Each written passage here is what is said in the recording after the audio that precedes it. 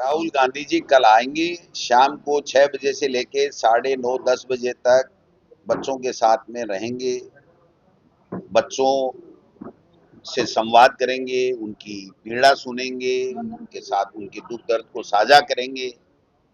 क्या हो सकता है, क्या किया जा सकता है कि बच्चों का भविष्य बर्बाद नहीं हो, उनके सपने लूटे नहीं जाएं, आत्महत्या ना करें, इसके ऊपर चर्चा करेंगे और उनको संबल प्रदान करेंगे कि हम राहुल गांधी आपके साथ में है। आपके साथ में जो खिलवाड़ मोदी जी ने, मोदी की सरकार ने, धर्मेंद्र प्रधान ने 2024 नीट, 2025, 2026 का पेपर लीक करा के, एसएससी का पेपर लीक करके आपके सपनों को तोड़ा गया है, आपकी मेहनत को बर्बाद किया गया है। उसको ऊपर वो लोग बात चर्चा करके और अपनी बात करेंगे। लेकिन बीजेपी लगातार हमलावर हो रही है कि कोचिंग संस्थानों में जाकर डराया जा रहा है, धमकाया जा रहा है। वो तो धमका रहे हैं कि जाना नहीं है, नहीं तो ओम जी बिरला नाराज हो जाएंगे, पता नहीं क्या कोटा को क्या कर देंगे और बच्चों का क्या कर देंगे। क्या बात कर रहे हो आप? नेता प्रतिपक्ष राहुल गांधी, जो 70% 65% देश की आबादी को प्रतिनिधित्व करता है। मोदी जी तो केवल सरकार वाले 30-37% को ही कर रहे हैं। वो आ रहा है अपनी बात पूछने के लिए, युवाओं को संबल देने के लिए कि आपके साथ जो अन्याय हुआ है उसमें, इस पीड़ा के अंदर मैं आपके साथ में खड़ा हूं। और उसके लिए होर्डिंग हटाए जा रहे हैं, कोचिंग वालों को पाबंद किया जा रहा है। ये 5 साल पहले हमारी भी सरकार थी। ये कोचिंग वाले अपने आप को लाड साहब ना समझे हैं कि साहब हम ही हैं और मिर्जा जी हमको बचा लेंगे। हमने एक कोचिंग वाले को कभी परेशान करने का काम नहीं किया, कभी भी। हमारी सरकारें रही हैं। और आज अगर इस तरीके से कह रहे हैं कि आप मत भेजिए राहुल गांधी जी के लिए और होर्डिंग उतरवा रहे हैं, तो ये कहाँ का लोकतंत्र है? ये कहाँ की व्यवस्था है? ये कहाँ का सुशासन है? आप बताइए। क्या राहुल गांधी यहाँ आकर के अगर कोटा नगरी को सम्मानित कर रहा है कि वो देश की सबसे बड़ा सिटी जो शिक्षा नगरी के रूप में अपनी विश्व में ख्याति रखता है, उसमें आकर के अगर यहाँ के लोगों से मिल रहा है, यहाँ के अभिभावकों से, बच्चों से अगर उनकी पीड़ा साझा कर रहा है, तो अन्याय थोड़ी कर रहा है कोई। ओम बिरला जी के चुनाव प्रचार में उनको हराने के लिए थोड़ी आ रहा आज। और उस टाइम तो आ जाता तो खेल ही दूसरा हो जाता। ठीक है, 21 तारीख नजदीक आ गई, उससे पहले कांग्रेस का इतना बड़ा तो क्या हो संगठन गया? है। हमने कोई पेपर रोक थोड़ी रहे हैं कि पेपर मत कराओ। हम तो ये कहने आ रहे हैं 21 तारीख का पेपर मेहनत से दो, निष्पक्ष निडर होकर के दो।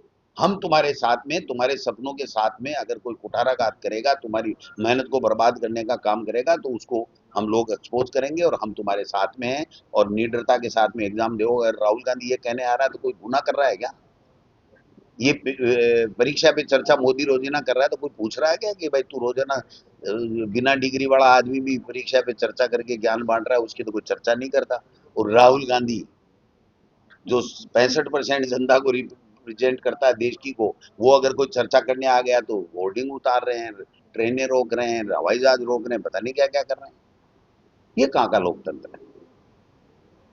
बीजेपी पॉलिटिकल ड्रामे का रूप देने की कोशिश कर रही है। बीजेपी का कहना है कि राहुल गांधी का ये बीजेपी में दौरा। है कौन कहने वाला? उसका नाम बताओ मेरे को, मैं बता दूंगा। मैं बताऊं उसको कौन है? ऐसा है कोई ढंग का आदमी जो बात करे?